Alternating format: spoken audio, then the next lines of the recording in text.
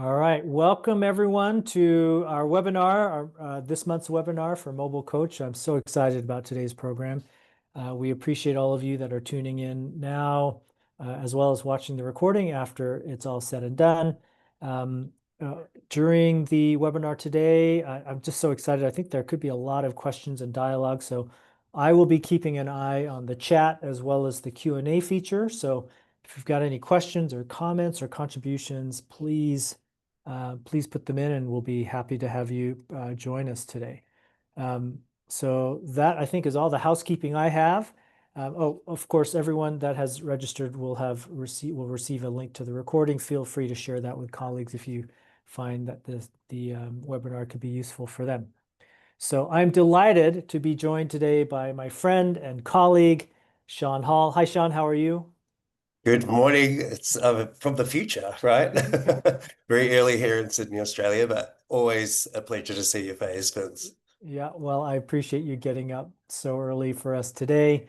Yeah, you are coming from the future. It's Thursday where I am. It's Friday where Sean is. For those of you that haven't heard of Sean, let me just introduce him. Sean divides his energy in three ways. He leads governance and programs for the strategy, digital IT, and corporate affairs teams at leading critical infrastructure company Ventia. They are 35,000 people strong. And as a leadership researcher and lecturer specializing in the links between C-suite leaders, collective well-being, and business performance. And that's to be published next year in a very exciting new book called Energy Intelligence, The Future of Performance, that Sean has authored.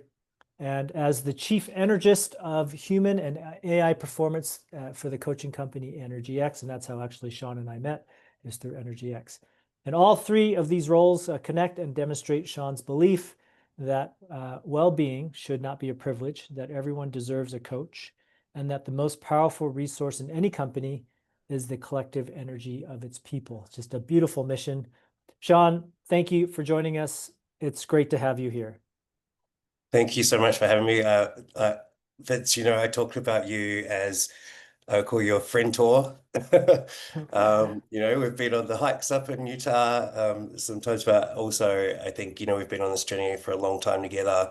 And it's so exciting to see um, many people now really understand the value that AI can bring, and a platform like Mobile Coach can bring to actually make that belief, that dream I have that everyone can have a coach actually possible. So I'm absolutely delighted to be here and be able to share the work that we've done together. Yeah, beautiful. Yeah, we've been collaborating on with Franky the chatbot before most people knew what a chatbot was. Mm. So yeah, kudos to you and your vision. So Sean, if it's okay, I'm going to turn the time over to you Yeah, and love great. just to hear from you, the work that you're doing. Awesome. Well, I'm just going to share a few slides for everybody. As Vince has noted, essentially what I've been working on the last couple of years is some academic research, essentially, that looks at the links between our leadership behaviors, our collective well-being, and then business performance. And this really was inspired by a another piece of research that was out there that looked at the number one predictor of success for leaders and their teams. And that was this idea of relational energy, essentially your ability to nurture, to inspire, to lift people up. And that success obviously being around the performance of that team. And so I think this has been very much an evolution, I guess, even of the language or the way in which we're positioning things. And so uh, I have had my own experiences with burnout. I used to lead, before the job I did today, I led brand strategy and marketing and also had an HR role at Australia's largest telco. Designing culture strategy for up to 80,000 employees and partners. And it all really started there. And I realized that essentially, if I just ask myself a couple of questions, I can pretty easily make some decisions on that allow me to stay well. And that question is simply, is this thing I'm about to say yes to energizing or depleting? And I call an energizing decision an energist decision, and a depleting decision an energy vampire decision.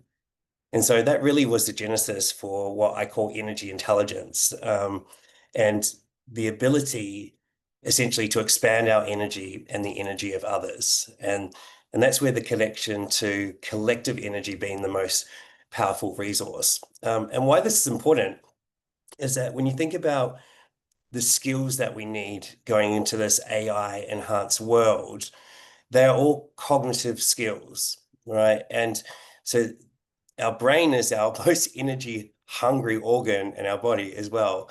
So we need to understand how to light up our brains in order to do our best work and ultimately to perform at our best, obviously, as individuals and as teams, but then to create value. And so that is really the shift that I think is coming in. So excited to share with you here today. Now, there is, and you might have guessed what the answer to this question is, there is really this huge barrier to performance that we all are facing, either as individuals or as teams. And you probably could guess where I'm going to with this, but that number one barrier to performance is burnout. And I've been talking about this topic now for over 10 years since I experienced it myself. I did a TED talk all the way back in 2017, where I talk about how I came out about my experience around my mental health journey. And it was quite unusual for people to be talking about it right now. With great things, we do see a lot of people talking about their mental well-being right now, but we still haven't managed to solve this huge global issue. And that being that we have a huge number of the workforce that are burnt out. And these are the latest stats from the US, where we're seeing that 44% of burners are saying that they are feeling burnt out. Now, why this is really important from a business perspective is that we know that state of people being in that state of burnout actually dramatically reduces their productivity, their ability to feel and do their best work. And also, when you think about it, even when we're burnt out, when we're depleted, it affects the way that we interact with each other as well. So all those things that we know create value around collaboration, around empathy, ability to know each other, ability to know what customers want in terms of our social intelligence, they're all diminished by burnout. Now, if we put that in dollar terms, that means that if you've got, say, 100 employees and 34% of their salary is lost due to burnout, that's almost $750,000 just per 100 employees on a 50K annual salary. So there's some big numbers against this. So how do we solve this problem? And that's what I'm really excited to share about. And this is why Vince and I have been collaborating for so long, is this shared mission really to solve this issue for people. And so today we're going to give you a live demo, essentially, of our little friend, our chatbot that we've created together, or a coach bot, if you want to call it that way, that we affectionately call Franky. And we named Franky that because Franky is frank with you about the things that you need to do to improve your performance. So the great thing about Franky, again, was that we knew as we were designing this, and this is why I love the mobile coach platform, is that people don't want an additional app, essentially, around their well-being. They've got, if you think about the apps that you have on your home screen, uh, you're only using a very few of those regularly. And to drive continued engagement of an app is really hard. And so what I was looking for was, how can I just be where people already are? And that's what I love about the platform, is that if someone is already in Teams, or they're using WhatsApp or SMS, or they're even WebEx, anything which is a comms channel, Slack is another one, we can just be where they already are, right? So we're not trying to disrupt them. We're just working in the flow of work. So let me just show a Teams option here, which is live at the moment. So I'm just going to share this. So you can see that for me. So what you'll see here is you'll see a live conversation that I have going on already with Franky. Now, Franky is so easy to install. If I just went to our app store within our team's environment. You see I pop in Franky and Franky's right there. It's so easy to install in a matter of seconds. And then I'm able to go back into the conversation, and you'll see that the way that we started is what Franky does upon introducing you. Sorry for my scroll back. Is simply just ask you a series of questions that we call an energy intelligence assessment.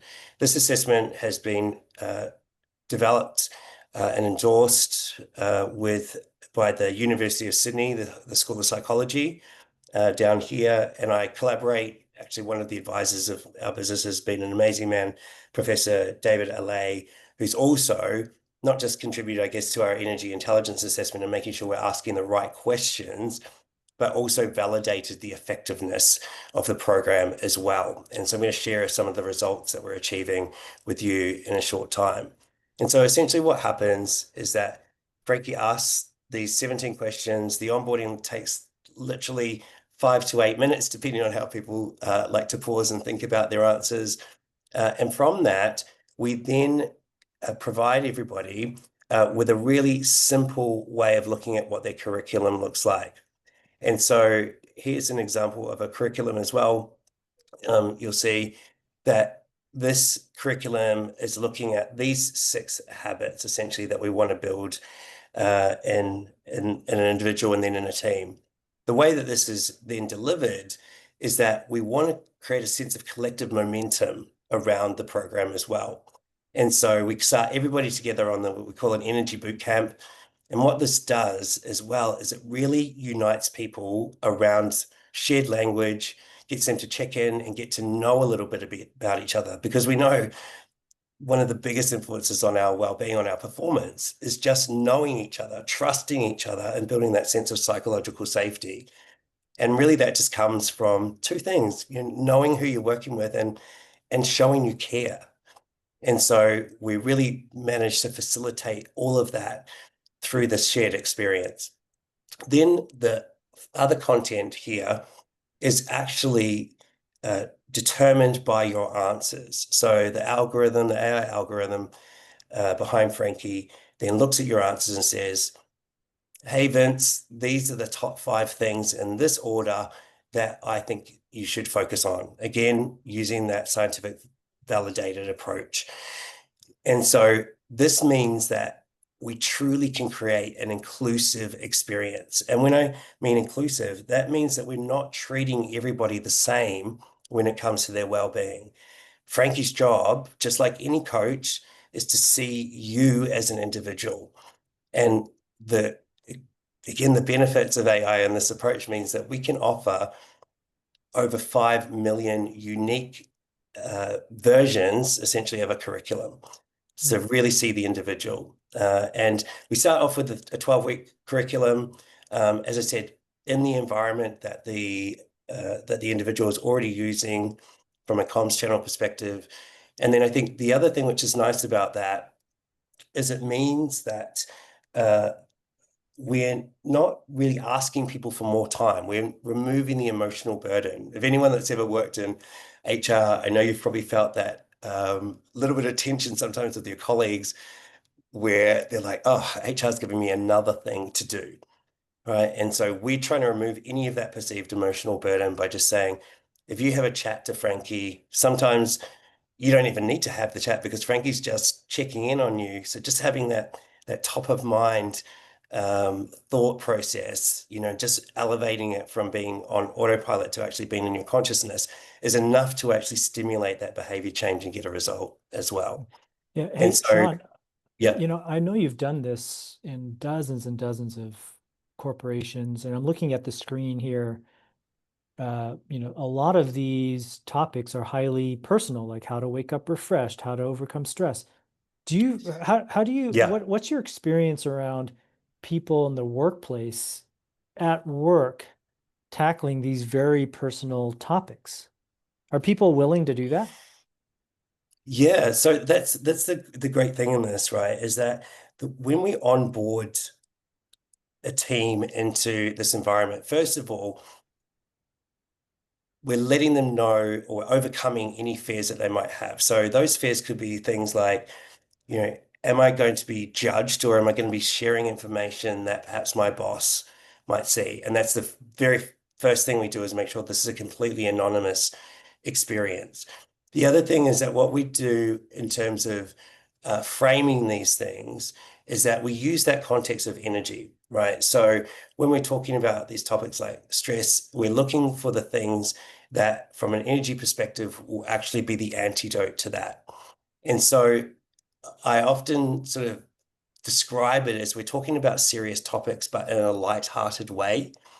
And that seems to just really resonate with people, because often when we're talking about these, and this is sort of maybe a controversial statement, actually, I'm going to say, Vince, here, is that often when we talk about mental health, what we do is we just naturally invite this, or I guess bring up the trigger or shame responses that can be attached to that idea. Because mental health often means the opposite to most people. It means I'm actually unhealthy, right? And so it's really important that we frame this in a right way. So when we talk about energy, right, it is very much a way that's more inclusive, more familiar to people. And that's one of the biggest ways that we overcome these conversations, and also just having a shared language around things. So one of the things that I often say to people is, you don't, when it comes to these topics, sometimes we might feel like we don't quite know the right thing to say. And so all you have to say is, did you chat to Franky today? And if you say that to your colleague, what you're showing is you care, right? You actually care that they're looking after themselves, and you're also holding them accountable around that. You don't necessarily have to go into a deeper conversation off the back of that, but just that simple question shows that this is important. Yeah, that makes sense. It's a great question, right? It's so important, right? Because we wonder about where is I guess, the line of responsibility about this. The other thing I think, which is really great, is that, and I'll share this in terms of the way that we design the program, is that when we're very transparent with going back to the team in an anonymous and aggregated way around what the whole team's experiencing. And what that does as well is it goes, oh, I'm not the only one who's feeling this way. I'm not the only one who's waking up a bit tired. I feel like everyone else has got it together, and I might be feeling really alone in that. But when I see that aggregated response, I can go, oh, okay, that person's struggling a bit with their inner critic. There's a bunch of us that are stressed. There's a bunch that are waking up tired. How can we actually together solve this for ourselves and look after each other a little bit better? So let me jump into the next part of my presentation. And so the other thing, and this is where the design of the program comes into, is that the reporting out of the back of this provides very clear direction in terms of where we should be focusing when we design the program.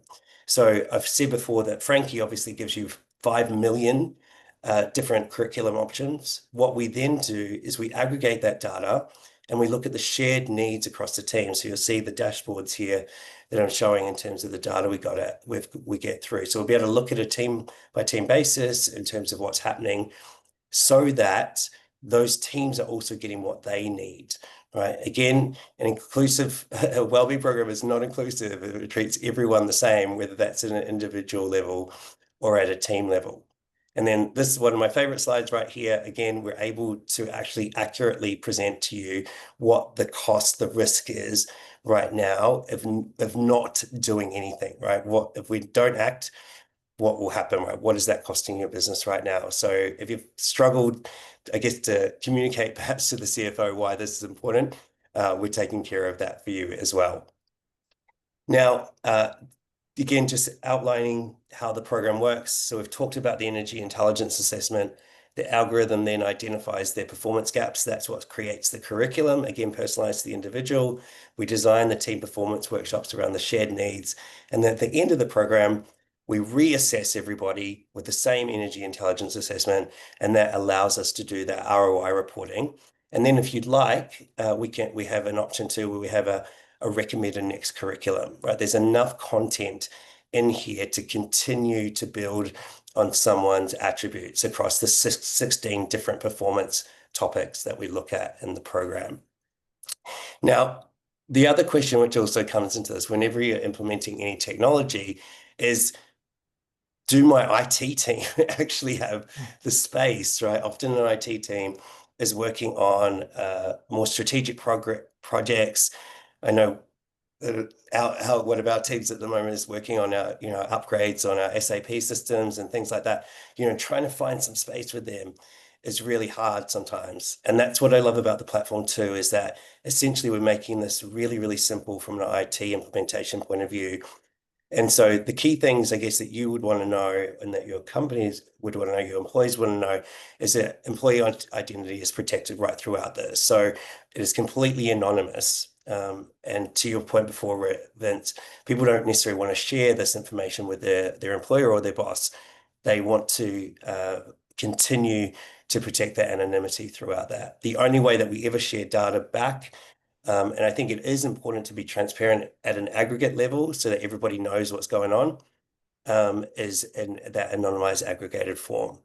Next thing, again, the platform is very secure, right? Certified to an ISO standard and also links into your single sign-on access as well, which is really important in terms of just managing your privacy and your security concerns you might have as a business. And then again, because we're working in an existing channel, we're able to also leverage the security features of those channels as well. Now, that's to get your IT team on side. And then finally, what are the results that we're getting? Now, often when we think about these things, burnout can be, or anything that's impacting performance can actually be the result of multiple years. And so sometimes there's the feeling that, okay, it's going to take years and years and years to get this back. What we've shown is that actually we can get quite dramatic, meaningful results in just 100 days, about that 12-week period. And so these are some real results that we've been getting that I'm going to show you from a client where we ran a program. We had 12 teams across 8 countries in the EMEA region for a media company. Now, the first thing, again, was around adoption, right? You can have the best program out there, the best science, but if no one chooses to participate, it's worthless. And so by sharing and meeting those concerns for people, as Vince and I talked about just before, we're getting hugely successful levels of adoption. And then once they're in the program, we're seeing 81% in this case improve their well-being on an average of 31% in just 100 days. Now, what I want to really emphasize here is that a 10% improvement is statistically significant from a global benchmarking perspective. So the fact that we're able to do that 3 times that in this period is actually extraordinary.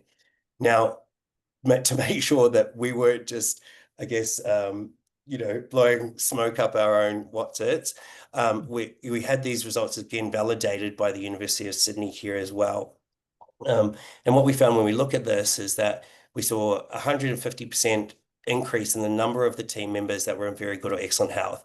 Now, this is a competitive advantage. If you think about it, if you've got the fittest team, the healthiest team out there, they are going to be creating more value. They're going to be collaborating better. Their brains are going to be lit up. They think better. They're better critical thinkers. They're more creative. All of these things when we're in that healthy state. We saw a dramatic decrease in the number of team members that were experiencing burnout symptoms. And then when it comes to the ROI, 45 to 1 in terms of the investment here in this case. So when we did the before versus after in terms of the costs of the business.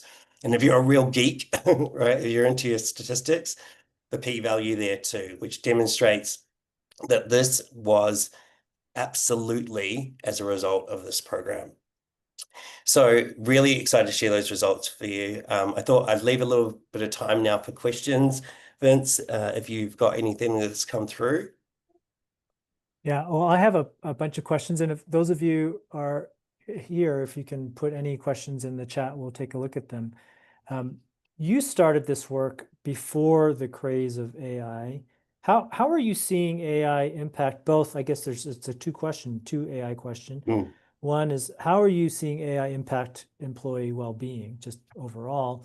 And then how have you integrated AI into this program? Yeah, so the first question I think, we have just recently So in one of my roles, rolled out Copilot at our organization. And I think it depends on the level of adoption, right? Again, like, so we're seeing a lot of people start to augment, I guess, their jobs by using Copilot as a literally, as their buddy, essentially around things. I think that what I have witnessed, and I think you're an alumni of MIT, I think, aren't you? Vince, I actually saw some research come out of MIT um, that showed that one of the key skills here, I guess, and this is where energy intelligence comes to play as well, is that critical thinking is still very, very important to the implementation or the use of AI tools, right? So if you're outsourcing your critical thinking, if you're not sort of applying that next level over the top of your answers, for instance, what actually happens is you almost unlearning or unwinding your critical thinking ability. So it's really important for us to think about that because, just in terms of I mean, where I go with that is often our long-term sort of brain health, that we're not actually firing up those neurons as much as we used to. I think that there is that dominant um, clickbait sort of headline, around um, people perhaps raising some fear about the AI replacing their jobs. The approach that we've taken is that it's not AI that's going to replace your job, but someone that knows how to use AI effectively may, right? And so this is an essential skill for us all to learn. It's not really, you don't get to really choose to participate, I think, in this. It's one of those things that it's the reality now. We all need to spend some time learning that. And I think the connection to well-being again here is that if you don't have the capacity, if you're burnt out, if you're depleted, your ability to learn those skills is going to be impaired as well. And so I think they're absolutely linked in that way in terms of our ability to become competent, if not master, these skills that we need for the future. Um, and then, sorry, the second part of your question, just remind me again. Yeah, it's how are you using AI in the Franky chatbot experience? Because it's not Yeah, all AI driven. And maybe it's a little bit of a leading question, everyone, just because I've been partnering. I know how this is built. So I'll just maybe say one thing and then I'd love Sean to answer and get his perspective. But one thing I've been very impressed with with Sean in this program is how rigorous the program is, which I think is a big driver to the results. But Sean mentioned the assessment. So you take this assessment and then you get this personalized curriculum, and that's like proven statistical science. So we're not asking AI to make up a curriculum. That's based on an algorithm, based on just innumerable data points. So that part is all pre-programmed and it's very reliable. But there are parts that are AI, some AI driven. So I'll let Sean maybe describe how he's looking at AI to help with the user experience. yeah, and it's a great to have this chat on this as well too, because I do think it's a balancing act. And it's interesting because we've been working on, as I said, for over 5 years, right? And Mhm. I must admit, when we first started, I think people were like, "What? What are you doing?" Explain that to me again. Because essentially, what we were trying to do was I was doing a lot of individual and team coaching, and I was just thinking, how can um, I guess I'd look at a team and I'd be like, oh, I can see that there's varying levels of capability or understanding in this situation. How can I make sure that someone gets individual attention? And that's really was the genesis of the idea around this and why I I really think it is the the benefits and the functionality of AI that means that that idea of every single person having a coach, having someone in their corner, is actually now possible, right? At scale, it means that every single person in the organization can have this little buddy on their side that's just saying, "Hey, going to be frank with you today. These are the things that you need to focus on." So there's the part there just in terms of the personalization, I think, which is really important. The second part, and this is really sort of put into my face to start with, because working in an IT team, as you can imagine, how their familiarity or understanding or expectations of an AI experience are very different from, say, someone who's on the front line doing a landscaping or a cleaning job, right? And so it's important to understand that context in terms of what you're delivering and to really set people's expectations in terms of what the experience will be. But it also comes back to what you're trying to achieve, right? And so we've seen obviously the advent of different functionality around Gen AI, conversational AI. And so what we've been very, it's the right word for this, I guess, very mindful of and very deliberate of as we've continued to evolve the Franky experience is what is the right time to actually be more conversational with someone versus just saying, hey, the science says you need to do this, so do it. But Yeah. in a in a nice way. Because if we think about a coach in real life, the coach is going to say, say you're a swimmer, they're going to say, hey, like this is where I want you to shift your arms, right? This is the variation I want you to be. They're not going to say, hey, how do you feel about this? They're going to Right. do this, right? This is the thing to do. And so I think this is what we're trying to do in this whole process is understand that not every leader, not every organization is an expert and well-being. And even the topic of well-being is so huge, it makes it very difficult for people to understand where to start. And so that's why the intelligence assessment says is looking for all of these little micro behaviors essentially that add up to someone increasing their capacity, increasing their energy levels overall, but then saying the science says start here, just do this. You don't have to be overwhelmed by if we think about nutrition, right? Like, should I be paleo? Should I be vegan? Should I be vegetarian? Should I be pescatarian? What, all these different options out there. Actually, no, just start here. Just start here. The science says this will be the thing that will improve the quality of your diet and nutrition overall, which for us is just about eating more vegetables, for instance.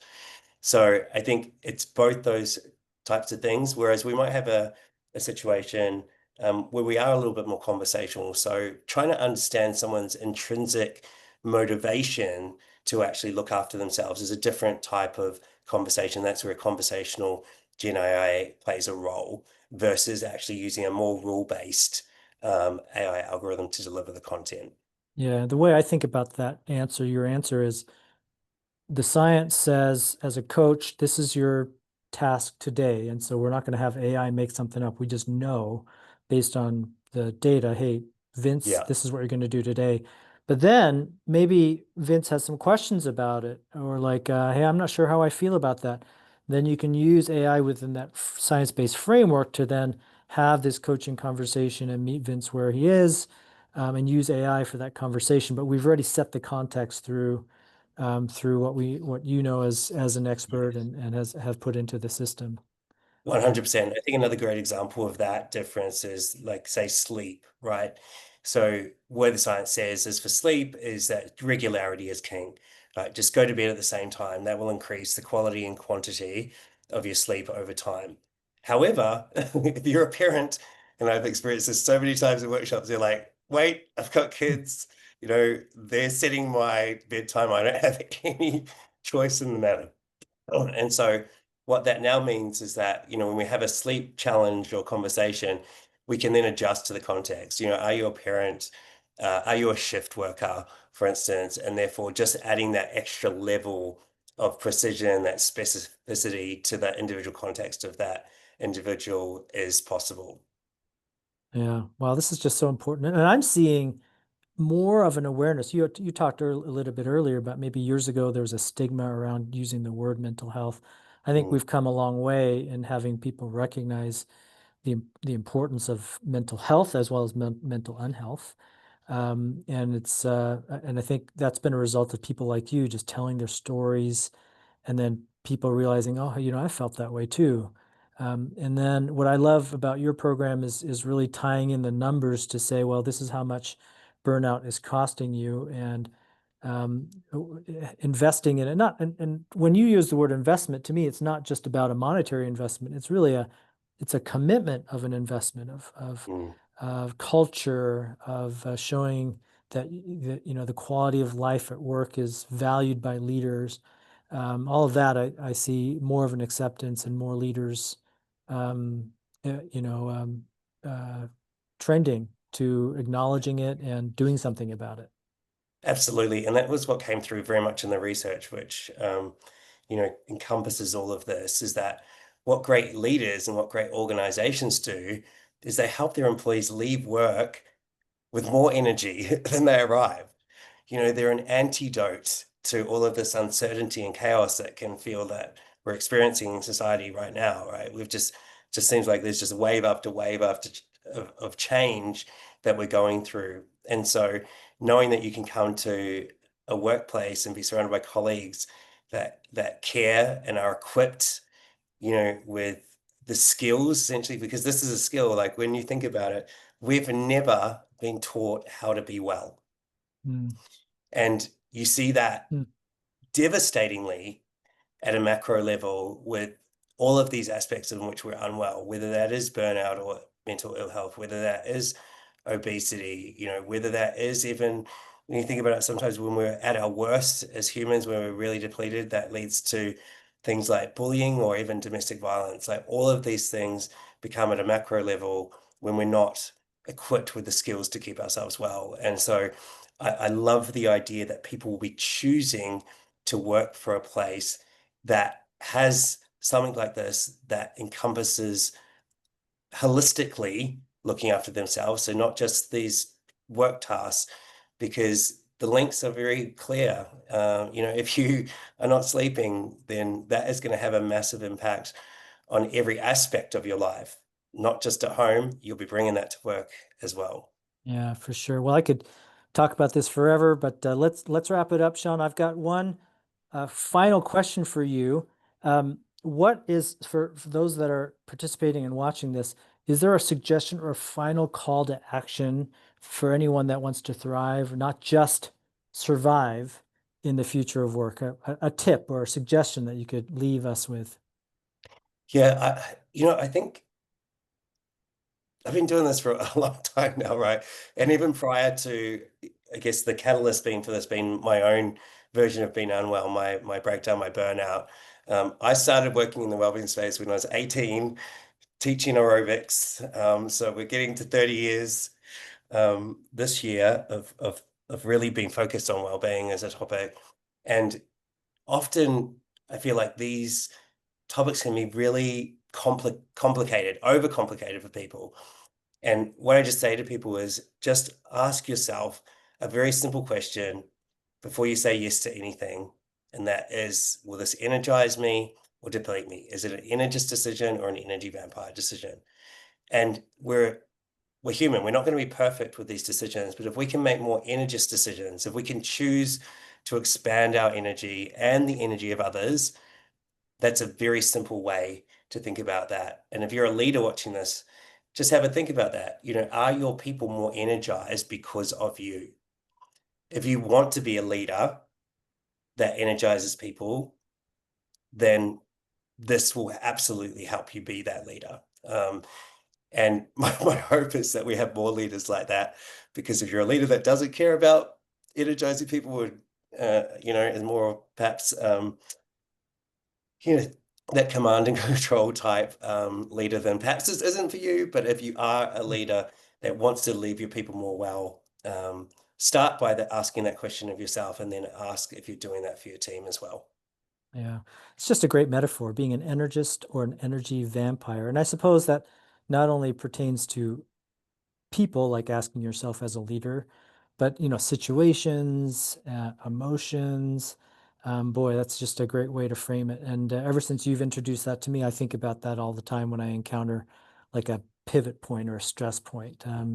And that metaphors help me quite a bit too. So, Sean, thank you very much. Right. How can people get a hold of you if they want to learn more or benefit from your expertise? Thank you so much, Vince. I know you're definitely an energist, right? Not an energy vampire. I popped my details just up there on the screen. So please feel free to reach out to me, Sean, at energix.com.au, or check out energix.com.au as our website. Just shows you, I guess, more of the context of everything that we offer as well. And yeah, happy to have a conversation anytime on this. I know that if you are in the space, it can feel sometimes even knowing how to have these conversations around the value of these programs as well into your organizations can be a little bit difficult at times. So again, happy just even to have a chat about that in terms of how you might structure these conversations as well to really connect and get people to truly understand the value of having healthy employees.